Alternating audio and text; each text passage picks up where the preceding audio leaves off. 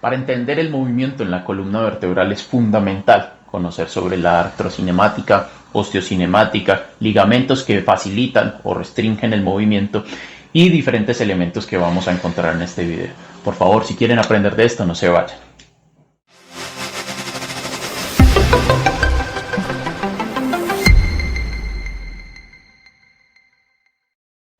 Hola, Dios los bendiga mucho. Si es primera vez que nos acompañan en este canal, mi nombre es Mauricio Velarde, Motus Fisioterapia, soy fisioterapeuta y quiero enseñarles hoy sobre artrocinemática de la columna vertebral. Este es el segundo video de este tema, espero que lo disfruten mucho, que sea de mucho aprendizaje para ustedes. Bueno, vamos a darle movimiento a esto. Esta región, la craneocervical, comprende el conjunto combinado de tres grupos de articulaciones. La articulación atlanto-occipital, el complejo articular atlantoaxial y las articulaciones cigapofisarias intracervicales desde la C2 hasta la C7. En palabras básicas coloquiales, esto es cuello, incluyendo el hueso occipital. Entonces, arrancamos con la articulación atlanto-occipital. Esta articulación da un movimiento independiente solo del cráneo en relación con el atlas y está formada por los cóndilos convexos que sobresalen del hueso occipital, que ya hablamos de este hueso, y encaja en las facetas articulares superiores o masas laterales del atlas que son cóncavas. Esa relación convexo-cóncava da estabilidad estructural a la articulación y permite el movimiento angular en 2 grados de libertad. Los movimientos principales son flexión y extensión, que es 1 grado de libertad. La flexión lateral es leve, que es el otro grado de libertad. Y la rotación axial está severamente restringida y no se considera como un 3er grado de libertad. Entonces no hay rotación en esta articulación. El complejo articular atlantoaxial, o articulación entre atlas y axis, el axis ahí en dorado, este complejo tiene 2 componentes articulares. La articulación media está formada por el diente del axis, ahí en azul, que pasa por un anillo osteoligamentoso que forman el arco anterior del atlas como componente óseo en lila y el ligamento transverso en blanco con el componente ligamentoso, obvio.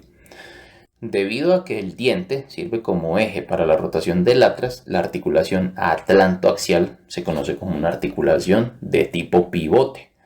Esa articulación media tiene 2 cavidades sinoviales. La cavidad anterior, que es más pequeña, es entre el lado anterior del diente del atlas, el diente del axis, que ahí se colorea en verde, y el borde posterior del arco anterior del atlas, en rojo.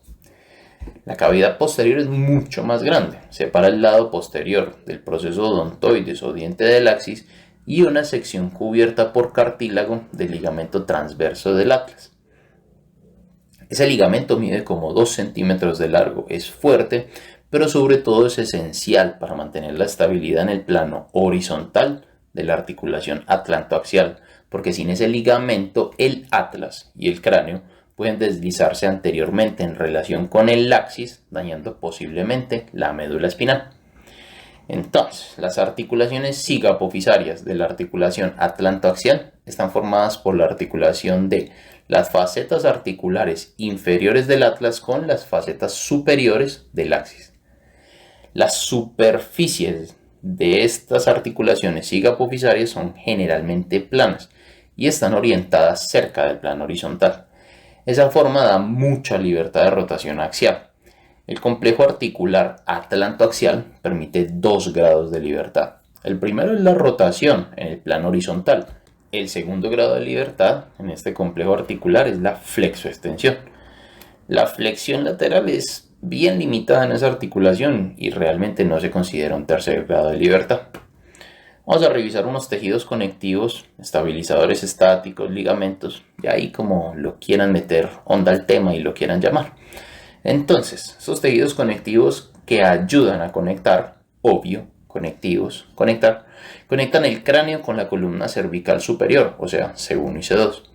Resulta que justo detrás del ligamento transverso, que recién vimos, hay una hoja, una banda, no esa banda, y esa banda es ancha y firme. hecha de tejido conectivo y se llama membrana tectórea. Esa membrana es la continuación de un ligamento que vimos antes, el ligamento longitudinal posterior, y se va a adherir a la parte basilar del hueso occipital, justo por delante del borde del foramen magnum. No hay realmente mucha información sobre la función de esa membrana tectórea, pero según la inserción, la forma, el lugar por donde pasa, es probable que dé estabilidad multidireccional a la unión cráneo-cervical. Los ligamentos alares son unos cordoncitos bien resistentes, cada uno aproximadamente de 1 centímetro de longitud, con el grosor de un lápiz, y se dirigen hacia la cara lateral de los hacia la cara medial, de los cóndilos occipitales, occipital, atlas y axis. Clínicamente son conocidos como los check ligaments o ligamentos occipito-odontoideos. Vista superior, el axis en verde y por encima del atlas en color café caca, un par de esferas que van a representar los cóndilos del atlas, y vamos a mover esto para explicar. El ligamento ubicado contralateral al lado de la rotación es el que se tensa ante la rotación. O sea, si se gira la cabeza hacia el lado derecho, el ligamento alar izquierdo sería el que entraría en tensión. Además de limitar la rotación axial, los ligamentos alares también restringen los extremos de todos los demás movimientos potenciales de la articulación atlanto-occipital, que ya los mencionamos todos. ¿Listo? Acá vemos que las superficies facetarias dentro de las articulaciones cigapofisarias de C2 a C7 están orientadas como tejas en un techo, con inclinación de 45 grados, más o menos a la mitad entre los planos frontal y horizontal. Y esa forma de las articulaciones da mayor libertad de movimientos en los 3 planos y es característica en la artrología de la columna cervical. Ahora sí vamos a explicar el movimiento, casi que no. La región cráneo-cervical es la región más móvil dentro de toda la columna vertebral. Las articulaciones, por su forma, facilitan el posicionamiento preciso de la cabeza, lo que implica la visión, el oído, el olfato y el equilibrio. Como existe tanta variabilidad de datos, de arcos de movilidad, los valores que vamos a ver se les puede enseñar en sus respectivas universidades con más o menos grados de movilidad, pero son más útiles para apreciar la cinemática entre articulaciones y no como una guía de valores exactos. Entonces, para la osteocinemática hablaremos en general de toda la región cráneo-cervical, que en total son de 120 a 130 grados de flexión y extensión combinadas, partiendo desde la posición neutra, que es aproximadamente 30 a 35 grados de extensión por la lordosis en reposo. La región cráneo-cervical se extiende unos 75 a 80 grados adicionales. Eso ahí se ve todo raro, ese movimiento, como si lo aplastaran y después volviera a la posición normal. Pero bueno, se entiende, ¿no? De nuevo, a la posición neutra. Y se va a flexionar de 45 a 50 grados. Además de los músculos, los tejidos conectivos limitan los extremos del movimiento cráneo-cervical. Por ejemplo, el ligamento nucal y los ligamentos interespinosos proporcionan una restricción significativa a los extremos de la flexión, mientras que la aproximación de las articulaciones cigapofisarias limita los extremos de la extensión. Se debe tener presente que entre el 20% y el 25% del movimiento total del plano sagital en la región cráneo-cervical ocurre sobre las articulaciones atlanto-occipital y el complejo articular atlantoaxial, y el resto ocurre sobre las articulaciones cigapofisarias C2 a C7. Vamos para la arterocinemática de la articulación entre occipital y atlas. Esto funciona parecido, similar a las patas de una mecedora cuando se balancea. Primero vemos las estructuras óseas acá a la derecha y acá a la izquierda un dibujo maravilloso para entender bien todo. Recordemos que en artrocinemática in vivo, o sea, en un ser humano vivo, los movimientos de rodamiento y deslizamiento ocurren simultáneamente, pero acá los mostramos primero por separado y luego en simultáneo para que se pueda entender bien. En el movimiento de extensión, los cóndilos occipitales convexos ruedan hacia posterior y deslizan hacia anterior sobre las facetas articulares del atlas. lo vemos en el dibujo, paso por paso y luego en los huesos. Y hacia flexión los cóndilos ruedan hacia anterior y van a deslizar hacia posterior. Y ahora acá en los huesos. La tensión en las cápsulas articulares, las membranas atlanto-occipitales y los ligamentos alares van a limitar la extensión. En la articulación entre atlas y axis, el movimiento principal es la rotación, pero la estructura articular permite aproximadamente 15 grados de flexión y extensión totales, como ya lo dijimos antes. El atlas actúa como un espaciador entre el cráneo y el axis. Ya sabemos que es en forma de anillo y él se inclina o hace un movimiento de pivote hacia adelante durante la flexión, lo vemos ahí al lado izquierdo, luego en el lado derecho en los huesos y hacia atrás durante la extensión, de vuelta en el dibujo primero y luego acá en los bones. La flexión y extensión a lo largo de las vértebras C2 a C7 ocurren en dirección al plano oblicuo o inclinación de 45 grados que tienen las facetas articulares de las articulaciones cigapofisarias. Ojo y oído pues a esto. Procesos articulares o facetas articulares superiores de la vértebra inferior. Estos acá. Procesos articulares o facetas articulares inferiores de la vértebra superior. Estos de acá. Entendidísimo, ¿no? Durante la extensión, las facetas articulares inferiores de las vértebras superiores se deslizan hacia abajo y hacia atrás en relación con las facetas articulares superiores de las vértebras inferiores. Este movimiento produce aproximadamente entre 55 a 60 grados de extensión. La artrocinemática de la flexión en toda la región intracervical se produce de forma inversa a la que acabamos de describir para la extensión. O sea, las facetas articulares inferiores de las vértebras superiores se deslizan hacia arriba y hacia adelante en relación con las facetas articulares superiores de las vértebras inferiores. El deslizamiento entre las facetas articulares produce aproximadamente entre 35 a 40 grados de flexión. En general se producen alrededor de 90 a 100 grados de flexión y extensión cervical como resultado del deslizamiento dentro de las superficies articulares de las articulaciones cigapofisarias de la región cervical. A eso se le suma el movimiento del complejo cervical alto, occipital, atlas y el axis. Ese amplio rango de movimiento es en parte resultado a la disposición de 45 grados más o menos de las superficies facetarias.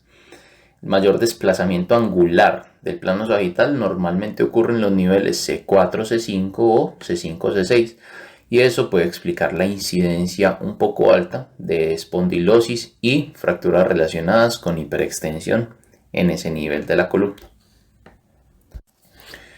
Bueno, además de la flexión y extensión en la región cervical, la cabeza también se puede trasladar hacia adelante y eso es conocido como protracción y hacia atrás, que se conoce como retracción dentro del plano sagital.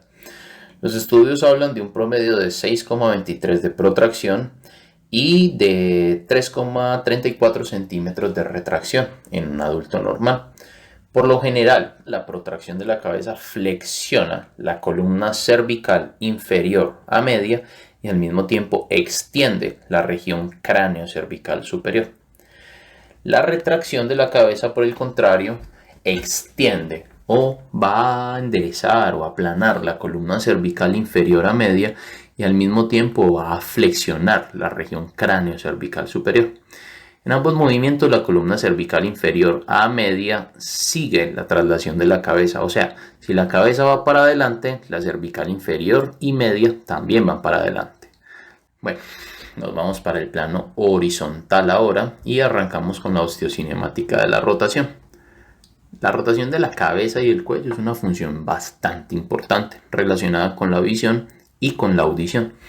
El rango completo de rotación cráneo-cervical es de alrededor de 65 a 75 grados por cada lado, pero varía considerablemente con la edad, o sea, cuando usted esté más grande eso le puede girar menos. Entonces, la imagen muestra una persona joven con alrededor de 80 grados de rotación activa hacia un lado, para un rango bilateral total alrededor de 160 grados, 80 más 80, 160. Con 160 a 170 grados adicionales de movimiento del plano horizontal total por movimiento en los ojos, el campo visual bilateral de un ser humano se puede acercar a los 330 grados con un poco o casi ningún movimiento del tronco. Entonces, aproximadamente la mitad de la rotación de la región cráneo-cervical ocurre en el complejo articular atlantoaxial y el resto va a ocurrir entre C2 y C7. Ya habíamos mencionado que no es posible la rotación entre occipital y atlas, entonces vamos a ver cómo es la artrocinemática del complejo articular atlantoaxial. El diseño de la articulación entre el atlas y el axis da facilidad para rotar. Es así de sencillo por la estructura del axis, con su proceso odontoide y sus facetas articulares superiores que son casi horizontales. El atlas en forma de anillo y el ligamento transverso se van a torcer alrededor del diente del axis, produciendo alrededor de 35 a 40 grados de rotación axial en cada dirección. Ahí por debajo va a entrar el axis, importante eso. Ahí en esa misma imagen vemos un par de estructuras supremamente importantes, las arterias vertebrales. Por eso ustedes, fisioterapeutas, antes de mover o manipular, deben evaluar para que no les pase como un quiropráctico en Estados Unidos, que se puso de sacayucas y mató a una modelo por hacerle una manipulación en el complejo cervical sin evaluar antes a la paciente. Ahí si quieren pausen el video, investiguen, que lo que estoy diciéndoles es completamente cierto. Bueno, volvamos al tema. Las facetas articulares inferiores del atlas generalmente son planas, se deslizan en una trayectoria curva a través de los amplios hombros de las facetas articulares superiores del axis. El deslizamiento es el movimiento artrocinemático fundamental para la rotación. Como el occipital no rota sobre el atlas, el cráneo sigue la rotación del atlas casi grado por grado cuando gira sobre el axis. El eje de rotación de la cabeza y el atlas lo proporciona el proceso odontoides del atlas. Seguimos ahora con la rotación a lo largo de C2 a C7, que igual que en toda la columna está guiada principalmente por la orientación espacial de las superficies facetarias dentro de las articulaciones cigapofisarias. Bueno, las facetas inferiores, ahí en color azul, de la vértebra superior, se deslizan hacia atrás y ligeramente hacia abajo en el mismo lado de la rotación y hacia adelante y ligeramente hacia arriba en el lado opuesto de la rotación. De nuevo, las facetas inferiores de la vértebra superior se deslizan hacia atrás y ligeramente hacia abajo en el mismo lado de la rotación. Acá está rotando hacia la izquierda. Las facetas inferiores del lado izquierdo son las que se deslizan hacia abajo y hacia atrás y hacia adelante y ligeramente hacia arriba en el lado opuesto de la rotación, o sea, en el lado derecho. Así se mueven las vértebras. Aproximadamente 30 a 35 grados de rotación axial ocurren en cada lado sobre la región C2 hasta C7, casi igual a la permitida en el complejo de la articulación atlantoaxial, y la rotación es mayor en los segmentos vertebrales más craneales o superiores. Vamos ahora para la flexión lateral en la región cráneo-cervical. Se dan aproximadamente de 35 a 40 grados de flexión lateral para cada lado en toda la región. Los extremos de este movimiento se pueden demostrar al intentar tocar la punta del hombro con la oreja. La mayor parte de ese movimiento ocurre en la región C2 a C7. Sin embargo, pueden ocurrir alrededor de 5 mini graditos en la articulación atlanto-occipital. En el complejo articular atlantoaxial es imperceptible y pues no se tiene en cuenta ese movimiento. Para la artrocinemática de atlas y occipital se produce una pequeña rotación de lado a lado de los cóndilos occipitales sobre las facetas articulares superiores del atlas. Con base en la relación convexa sobre cóncava de las articulaciones, se espera que los cóndilos occipitales se deslicen lentamente en una dirección opuesta hacia donde rueda, o sea, rueda hacia la derecha, desliza hacia la izquierda, y para el otro lado, rueda hacia la izquierda, y se va a deslizar hacia el lado derecho. La artrocinemática de la flexión lateral en los segmentos vertebrales C2 a C7 se muestra en esta animación. Entonces, las facetas articulares inferiores en el lado de la flexión lateral, que ahí está en color verde, se deslizan hacia abajo y ligeramente hacia atrás. En la columna de la izquierda vemos cómo se desliza hacia atrás. Y las carillas articulares inferiores del lado opuesto a la flexión lateral, que ahí están en amarillo, se deslizan hacia arriba y ligeramente hacia adelante. Ese movimiento ligero hacia atrás y adelante se presenta por la forma de las facetas. ¿Que a cuántos grados es que se encuentran esas facetas? Muy bien, a 45 grados. Bueno, debemos hablar de algo conocido como acoplamiento espinal o acoplamiento vertebral, especialmente en ese movimiento de flexión lateral. Entonces, la inclinación esa de 45 grados de las facetas va a llevar a un acoplamiento espinal mecánico entre los movimientos en los planos frontal y el plano horizontal.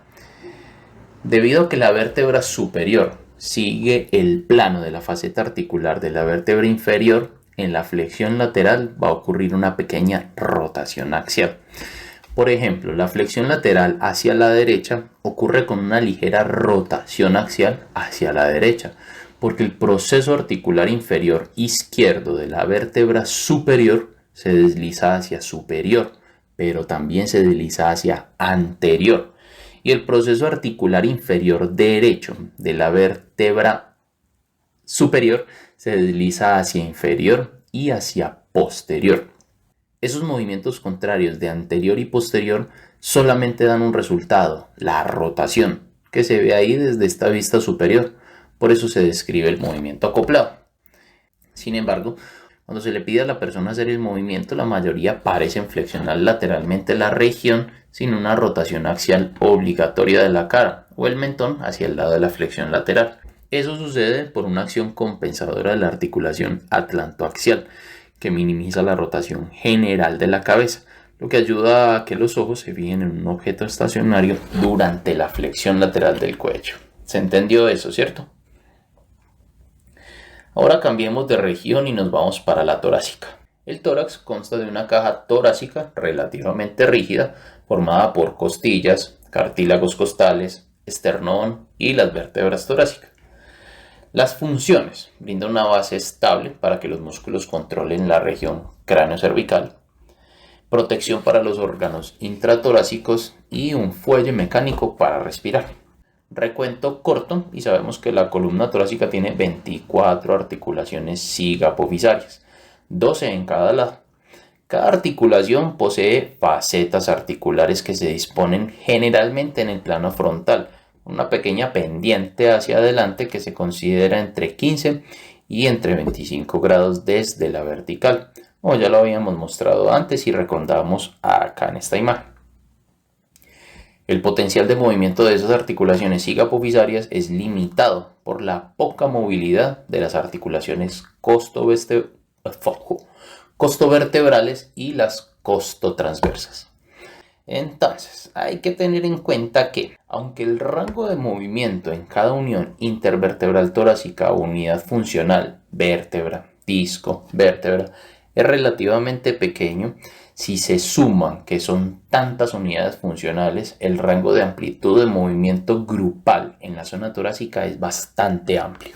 Para el movimiento de flexión y extensión se conocen aproximadamente entre 30 a 40 grados de flexión y 20 a 25 grados de extensión. Los extremos de la flexión están limitados por la tensión en los tejidos conectivos ubicados por detrás de los cuerpos vertebrales, que ya hemos mencionado: el ligamento supraespinoso, cápsula de articulaciones zigapofisarias, el amarillo, el longitudinal posterior, el ligamento interespinoso, los ligamentos interespinosos. Los extremos de extensión están limitados por la tensión del ligamento longitudinal anterior y por el posible pinzamiento entre las láminas o entre los procesos espinosos. El movimiento de flexión y extensión torácica es mayor en las regiones inferiores, en gran parte por la mayor parte de las costillas que flotan libremente y al cambio de la orientación del plano más agitan de las articulaciones zigapofisarias, que se vuelven más parecidas a las lumbares, las más inferiores de las torácicas. La artrocinemática en las articulaciones cigapofisarias en la columna torácica son generalmente similares a lo que describimos entre C2 a C7. Diferencias sutiles relacionadas principalmente con las diferentes formas de las vértebras, las inserciones de las costillas, las diferentes orientaciones espaciales de las facetas articulares de las articulaciones cigapofisarias. Entonces, la flexión entre T5 y T6, por ejemplo, se produce por un deslizamiento superior y ligeramente anterior de las superficies facetarias inferiores de T5 en las superficies facetarias superiores de T6. Las superficies articulares que están levemente inclinadas hacia adelante en las articulaciones cigapofisarias facilitan naturalmente la flexión en toda la región torácica. La extensión se produce al revés, hay un deslizamiento hacia inferior y levemente hacia posterior de las facetas inferiores de la vértebra superior sobre las facetas superiores de la vértebra inferior. Esto es un trabalenguas, pero esta es la forma de entenderlo de manera adecuada. Para la rotación se dan aproximadamente de 30 a 35 grados y sabemos que se da en el plano horizontal.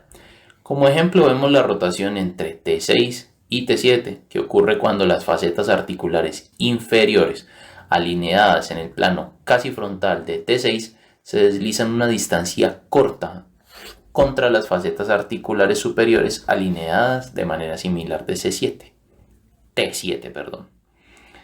La libertad de rotación disminuye en las regiones inferiores de la columna torácica porque en esa región las articulaciones cigapofisarias están ligeramente más orientadas verticalmente porque cambian al plano sagital, porque son más similares a las lumbares. Entonces, vemos que la vértebra superior va a rotar sobre la vértebra inferior. El proceso articular inferior izquierdo se desplaza hacia anterior y superior, y el proceso articular inferior derecho se desplaza hacia posterior e inferior. En la flexión lateral se tiene en cuenta la orientación predominante del plano frontal de las superficies de las facetas torácicas, lo que va a brindar buenísima amplitud para ese movimiento. Hay una T6 desde varias vistas. Sin embargo, ese movimiento se restringe por la estabilización proporcionada por las uniones de las costillas. Aproximadamente se producen entre 25 y 30 grados de flexión lateral a cada lado de la región torácica. Y también se debe recordar que existe el movimiento acoplado de flexión lateral mezclado con leve rotación hacia el lado de la inclinación. Flexión lateral izquierda con leve rotación de los cuerpos hacia la izquierda también. La flexión lateral ocurre cuando la superficie facetaria inferior de la vértebra superior se desliza superiormente en el lado contralateral a la flexión lateral e inferiormente en el lado ipsilateral a la flexión lateral. ¿Se entendió, cierto? O sea, si el movimiento es hacia la izquierda, la superficie facetaria o proceso articular inferior izquierdo desliza hacia inferior y posterior, y el lado derecho desliza hacia superior y anterior. Está fácil. ¿Y que por cuál razón desliza hacia anterior y posterior? Por la disposición de las superficies articulares. Ya la tienen clarísima, gente. Entonces, tengan en cuenta que las costillas caen ligeramente en el lado de la flexión lateral y se van a elevar ligeramente en el lado opuesto de la flexión lateral. Bueno, vamos llegando al final y me emociona porque qué tema largo, Dios. Llevo como 2 meses trabajando en esto. Entonces, en la región L1 a L4, las superficies facetarias de la mayoría de las articulaciones cigapofisarias lumbares están orientadas casi verticalmente, como ya lo vimos antes. La orientación de la faceta articular superior de L3, por ejemplo, es en promedio unos 25 grados desde el plano sagital. Esa orientación favorece el movimiento del plano sagital, pero va a reducir muchísimo la rotación en el plano horizontal. Como cualquier unión intervertebral típica, la unión entre L5 y L1 tiene una articulación intervertebral en la parte anterior y en parte articulaciones cigapofisarias en la parte posterior. Ahí, desde la vista superior del sacro, desde una vista inferior de L5, se puede observar que las superficies facetarias de las articulaciones cigapofisarias L5-S1 suelen estar orientadas en un plano más frontal que las otras regiones lumbares. Y ahí ya colocamos el E5 sobre el sacro en una vista superior. La base o parte superior del sacro está naturalmente inclinada hacia anterior e inferiormente, formando un ángulo sacro horizontal de aproximadamente 40 grados cuando uno está de pie. Ahí se va a ver exagerada la separación entre las dos vértebras, pero pues tiene fines académicos. Y esto tiene una profundidad de tema por abordar enorme, porque si el ángulo aumenta, las fuerzas de cizalla también van a aumentar, traduciéndose en riesgos de lesión en la articulación, y no voy a hablar nada más de eso porque quiero terminar este video ya. Pero ahí, bueno, ya un poco más serio. Pero ahí es importante entender que la orientación de las facetas articulares es funcionalmente importantísima para mantener la integridad de la columna y evitar que lesiones graves puedan ocurrir. Aunque los datos varían muchísimo, en la columna lumbar se produce entre 40 y 50 grados de flexión y entre 15 y 20 grados de extensión. El arco total es de 55 a 70 grados de movimiento en ese plano sagital. Es grande considerando que ocurre en solo 5 uniones intervertebrales. Ese predominio de movimiento del plano sagital es en gran parte resultado de, adivinen pues, eso, por la orientación en el plano sagital de las superficies facetarias de las articulaciones cigapofisares lumbares. Ya aprendieron que ahí en las articulaciones cigapofisares es que se controla el movimiento, y que, aunque realmente hay muchísimos factores en el medio. La primera lumbar sí las tiene muy parecidas a la torácica, pero el resto bien sobre el plano sagital. Ahí se ven resaltadas abajo en azul. Bueno, es para moverse. Entonces vamos a exagerar la separación entre las vértebras para explicar. Durante la flexión, las facetas articulares inferiores, ahí coloreadas en rosa, se deslizan hacia arriba y hacia adelante en relación con las facetas o procesos articulares superiores, que ahí están pintados en azul, igual que en todas las otras regiones. Como consecuencia, las fuerzas de compresión del peso corporal se transfieren desde las articulaciones cigapofisarias, que normalmente soportan alrededor del 20% de la carga espinal en posición erguida, hacia los transductores de fuerza vivos y adaptables o discos, y también hacia los cuerpos vertebrales. El grado de flexión de la columna lumbar afecta significativamente el diámetro de cada agujero intervertebral y la posible deformación del núcleo pulposo. En relación con una posición neutra, la flexión completa aumenta el diámetro del agujero intervertebral en un 19%. La extensión de la región lumbar es esencialmente la cinemática inversa a la flexión y aumenta la lordosis natural. La extensión ocurre cuando las facetas articulares inferiores de la vértebra superior se deslizan hacia abajo y ligeramente hacia atrás en relación con las facetas superiores de la vértebra inferior. Desde una posición flexionada, moverse a la posición neutra o ligeramente extendida aumenta el área de contacto dentro de las superficies o dentro de las articulaciones cigapofisarias. En relación con la posición neutra, la extensión lumbar completa reduce el diámetro de los agujeros intervertebrales en un 11%. Ahora vamos a la rotación. Las 5 vértebras lumbares desde vista superior solo se producen alrededor de 5 a 7 graditos de rotación del plano horizontal a cada lado a lo largo de la región lumbar. En la animación se va a ver exagerado para entenderlo de manera adecuada. Agregamos esta vista posterior de L3 y L4. Representamos en dibujo los procesos articulares para que se entienda lo que sucede cuando rotan. Los inferiores de la vértebra superior en color verde, los superiores de la vértebra inferior en amarillo. La rotación axial hacia la derecha, de nuevo, exagerada para que se entienda, ocurre cuando la faceta articular inferior izquierda de la vértebra superior se aproxima o se comprime contra la faceta articular superior izquierda de la vértebra inferior. Simultáneamente, la faceta articular inferior derecha de la vértebra superior se va a separar ligeramente de la faceta articular superior derecha de la vértebra inferior. Entonces es notable la cantidad limitada de rotación axial permitida dentro de la región lumbar. se ha medido un poco más de 1 grado de rotación axial unilateral en la unión intervertebral L3-L4.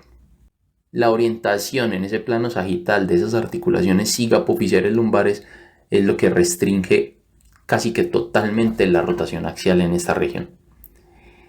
Y lo último, vamos, carajo. Alrededor de 20 grados de flexión lateral ocurren a cada lado en la región lumbar, excepto por las diferencias en la orientación y estructura de las articulaciones sigapofisales. La artrocinemática de la flexión lateral es casi la misma en la región lumbar que en la región torácica. Vamos a ver una flexión lateral a la izquierda. Entonces los procesos articulares inferiores de la vértebra superior, pintados ahí de verde, deslizan hacia inferior en relación con los procesos articulares superiores de la vértebra inferior, que ahí se van a ver de color azul. Y así se va a mover este segmento. Los ligamentos del lado opuesto a la flexión lateral son los que van a limitar el movimiento. Acabamos, gente. Bueno, llegamos al final de este segundo video de columna vertebral. Espero que les haya servido mucho, que los pueda enriquecer. Siempre hago la misma recomendación para todos. No es solamente aprender de este tipo de videos, hay que leer, hay que investigar un poco más para poder que el conocimiento quede bien afianzado en ustedes y que se vuelvan unos profesionales que destaquen a nivel local, nacional y posiblemente hasta internacional. Los bendigo, muchas felicidades para todos y feliz aprendizaje por la vida.